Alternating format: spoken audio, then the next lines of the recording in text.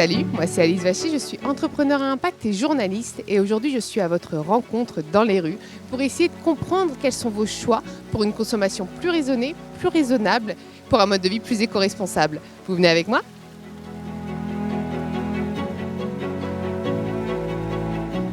Quels moyens de transport tu utilises au quotidien ? J'utilise soit le métro, essentiellement le vélo, puis après je marche. les Vélib Vélo, moto et à pied. et trottinette électrique.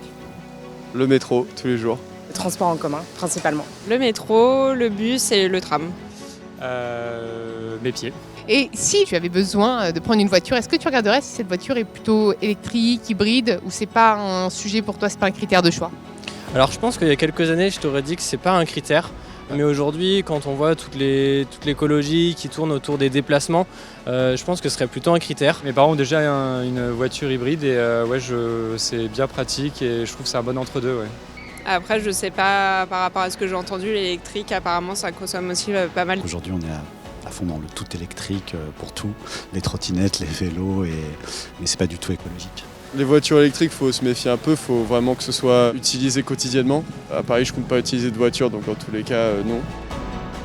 Ça nous est déjà arrivé quand on part en vacances, on se déplace en train et ensuite on loue une voiture sur place. Je suis pas convaincue que ce soit ce qu'il y a de mieux aussi d'avoir de l'énergie électrique. Donc en fait, je pense que j'en achèterai pas vraiment. Je ferai de la location plutôt en fait. Et c'est quoi pour toi une mobilité plus éco-responsable ? Pour moi, ça passe par deux choses. C'est se dire que dès qu'on fait un petit trajet, toujours se poser la question de est-ce que j'ai cette alternative vélo ou transport en commun ?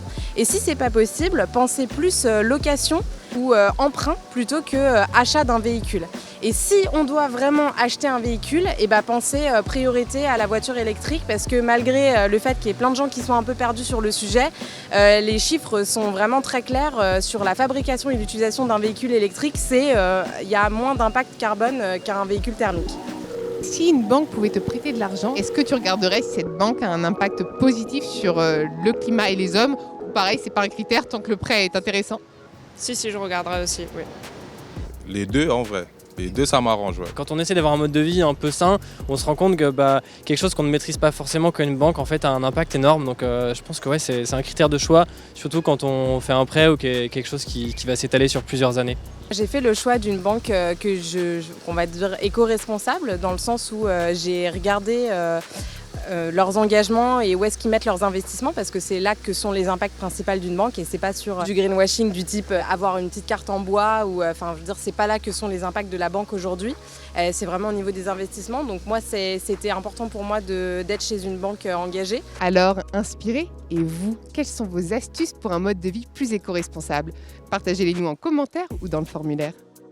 Si vous souhaitez donner du sens à l'achat de votre prochain véhicule, je vous invite à consulter le site surlaroutedevosprojets.fr de La Banque Postale.